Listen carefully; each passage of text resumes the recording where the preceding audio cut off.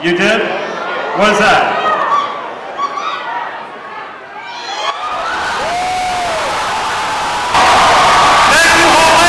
10 years later. What's going on, moviegoers? If you're new to the channel, my name is Christian. Welcome to SeaWorld Productions. We got some Blade information, you guys. And let me tell you something.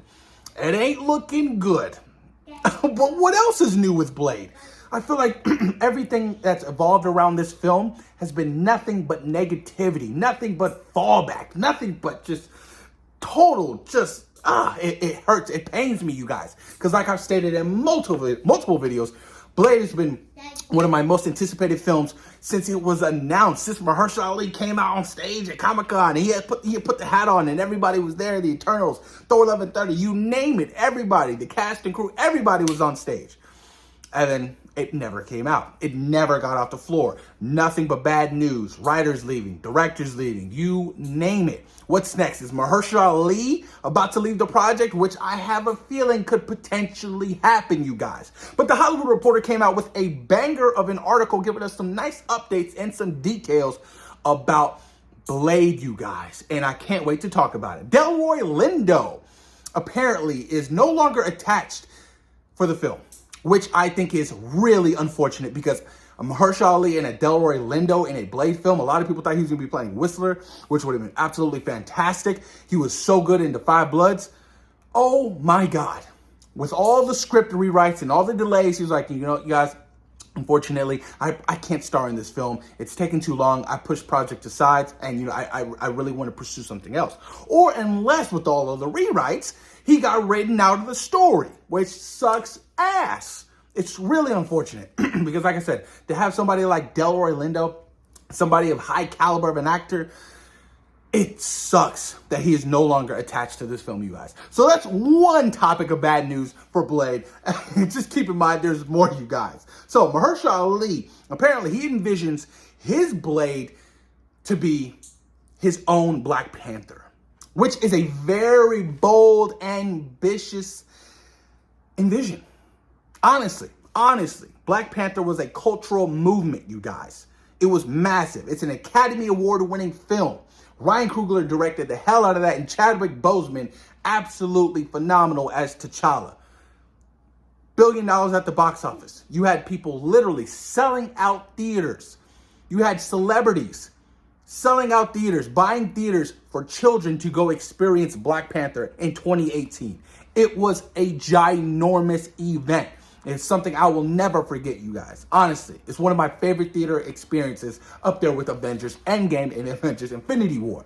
So I do think that Mahershala, being the high caliber actor that he is, an Academy Award-winning actor, and I understand where he's coming from, but Blade is a vampire film. Black Panther is a totally different style, a stylistic approach when we're talking black characters and comic book characters. Totally different. So it's going to be extremely hard for, you know, Mahershala to get his Blade film to be his own Black Panther film and, you know, the essence of what that means. I don't know how that's going to play out, but good luck to Mahershala. Like I said, he's been so dedicated to this role for the last 5 years, staying on with it. Directors leaving, writers leaving. He just wants the story to be right. He wants this film to be on par. He wants this film to win an Academy Award, you guys, which honestly is going to be difficult. I don't know what's going to happen, but we'll see what happens, you guys. And apparently, the version of Marvel Studios' Blade that was scheduled to shoot last year was set in the 1920s, which we went over and we discussed on the channel. Goth will be playing a villain, a vampire villain named Lilith, going after Blade's daughter for her blood, which I despise that storyline. Absolutely. Didn't like the fact that they were going to have Blade's daughter in this movie. I was like, why are we introducing Blade's daughter? Let's just have a solo Blade film. Give me 3 Blade films before you introduce any daughter of Blades. I was honestly, I thought that was a terrible idea. So the fact that it seems like they're going in a different route and not having Blade's daughter in this film makes me feel a little bit better, because I feel like we're in the phase of, you know, the Marvel dads, you know what I mean? With everybody having, you know, their kids on screen. It's just, you know, with Thor, you know, adopting Gore's daughter, and then, you know, Ant-Man's daughter, and then Hulk has a son. I'm like, blah, blah, blah. It's just like, what are we doing here, you guys? So let's move past that phase of the MCU, honestly. But Mia Goth is still attached to the role of Lilith in Blade. So that is the only positive tidbit of information for Blade, you guys. So Mia Goth is still there. Mia Goth is a talent. If you guys haven't seen Pearl or X, I highly suggest you guys check it out, especially Pearl. She is so damn good. And Maxine is getting some raving reviews right now, you guys, which I cannot wait to see. So Mia Goth still attached. That is good news. But the latest version of the Blade script is set in present day, which I like. I think it's a good idea. And the plan is reportedly for the script to be written over the summer and then go out to directors. Okay, I thought the script would be at least finished. And they're touching up the script right now. Why are they rewriting the entire script for the entire summer? What has Michael Green been doing this entire time? Is the story that bad? What is going on? It pains me. Somebody look this up and comment down below. When was Michael Green attached to write this film? Because it's been over the course of 6 to 8 months and they're going back to do more massive rewrites for the film. This film, and it's not coming out in 2025. I'm sorry. That November release date, you can stick a fork in it because it's gone.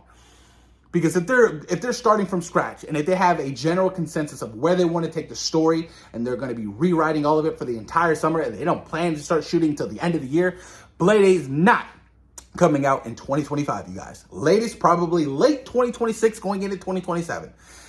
And then, man, Mahershala is going to be that much older, you guys. Oh, it's just super unfortunate. I really hope some more information comes out on that particular part about them writing the film over the summer. I need information on that. So if you guys have any kind of information on that, please post your comments down below. Let me know. And of course, Jan DeMage and Marvel Studios grew frustrated by the film's prolonged development process. All of the rewrites, not getting off the ground. I would get frustrated too. I would get frustrated as the director. You just want this shit off the ground already. You want to get this ball rolling. This film was announced in 2019 and nothing's happened. So I understand if he departed from the film being frustrated from the prolonged process of the early development. It's still in early development, you guys. But they did build apparently this massive train set for Blade. It was so big, but apparently it's not in the script anymore, and Disney plans to use it for some other Marvel project or for some other Disney project, which is kind of interesting to me, you know. That's the thing, they were building sets for Blade, and it never got off the ground. Why are you building sets if your script isn't polished and ready to go? Makes no kind of sense, you guys. Makes no kind of sense. And of course, you guys, one insider says that Blade didn't have enough attention paid to it. It was the casualty of the too much era. We all remember after Endgame, we were all kind of jonesing, like, what's next? And then all of a sudden, WandaVision, Falcon the Winter Soldier, Loki, Hawkeye, Spider-Man No Way Home, all of these films, Shang-Chi, Black Widow. It was content overload. And Disney Marvel suffered from quantity over quality. Hugely, you guys. Spider-Man No Way Home is the only Marvel film in the MCU to cross the $1 billion mark post-Endgame. Let that sink in. The only. Remember when Marvel was like a guaranteed $1 billion at the box office? Not anymore. Now, granted, Doctor Strange and the Multiverse of Madness still good. Thor, Love and Thunder, Wakanda Forever, Guardians of the Galaxy Volume 3. But we've had the lowest grossing Marvel film, of that being The Marvels, come out, you guys. The lowest grossing Marvel film. It didn't even make $250 million at the box office. That's how bad it was. Its second weekend drop-off was, I didn't even want to talk about it. So there was a massive problem. And and I understand, the insider saying that it didn't get no attention. There was no love because Kevin Feige had his hands tied behind his back trying to figure out all of these damn projects because Bob Chickpea was like, give me Disney Plus content. We need more. We need 4 shows a year, including 3 movies. So it was too much. If they scaled back, Kevin Feige could have looked over every project with a clear vision. But that's what I'm happy that he's doing right now with Bob Iger. They're scaling back. It's quality over quantity right now, which is a brilliant idea. Deadpool and Wolverine, the only MCU film coming out this year. Cannot wait. Agatha All Along is coming out later this year, but that is a series. We had Echo earlier this year. Everything's being spreaded out.